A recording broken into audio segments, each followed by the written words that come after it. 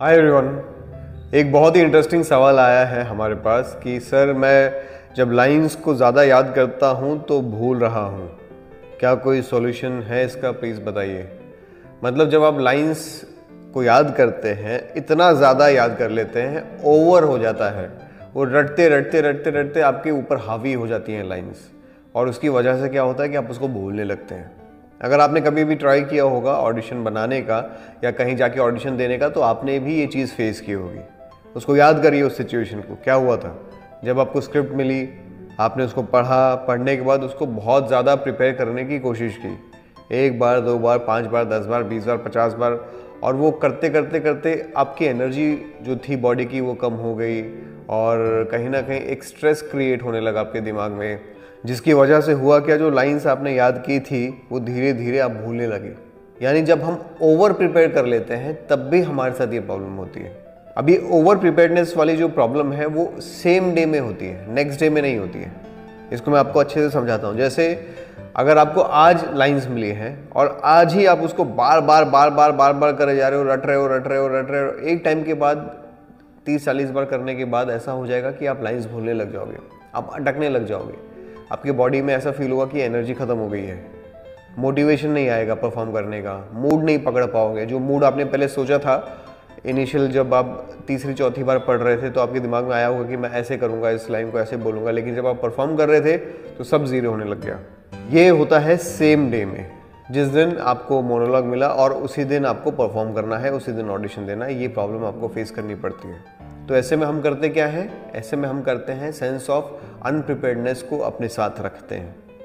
यानी कुछ एक्सपीरियंस के बाद आपको ये बात समझ में आ जाएगी कि मुझे कितना याद करना है, जिसके बाद वो ओवर प्रिपेयर्ड वाला फंडा मेरे साथ ना रहे और मैं प्रिपेयर्ड भी रहूं और एक सेंस ऑफ अनप्रिपेयर्डनेस भी मेरे साथ रहे। मतलब लाइंस भी याद करनी है, लेकिन इतना ज़्यादा नहीं करना है आपको याद कि वो आपके सर पे हावी हो जाए और आप लाइंस ही भूलने लग जाओ।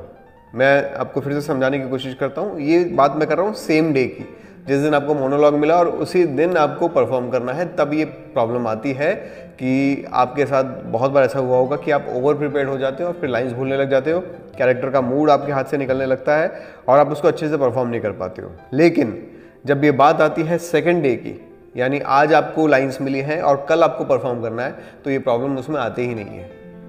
इसलिए मैं हमेशा सजेस्ट करता हूं कि सबसे बेस्ट होता है कि आज आप मोनोलॉग लीजिए, उसको अच्छे से याद करिए, परफॉर्म करिए, प्रैक्टिस करिए और सो जाइए, और अगले दिन जहां कहीं भी आपको ऑडिशन देना है वहां जाइए, या घर पे अगर ऑडिशन बनाना है तो घर पे उसको रिकॉर्ड करिए प्रॉपर्ली और फिर उसको भेजिए।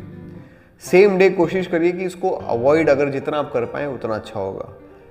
ऑडिशंस में ये बहुत बड़ी प्रॉब्लम आती है और बहुत सारे फ्रेशर्स इसको फेस करते हैं, उनको समझ ही नहीं आता कि जब मुझे ऑडिशन मिलता है तो प्रॉब्लम कहाँ होती है। क्योंकि हमारे दिमाग में ना एक बहुत अजीब तरह का हम स्ट्रेस क्रिएट कर लेते हैं। वो जैसे मैंने आपको इससे पहले वाली वीडियोस में समझाया था कि लालच होता है, फियर होता है, ये सारी एक्सपेक्टेशंस जो आप दिमाग में बना लेते हो ना, उसकी वजह से कहीं ना कहीं ये बहुत बड़ी प्रॉब्लम आपको फेस करनी पड़ती है।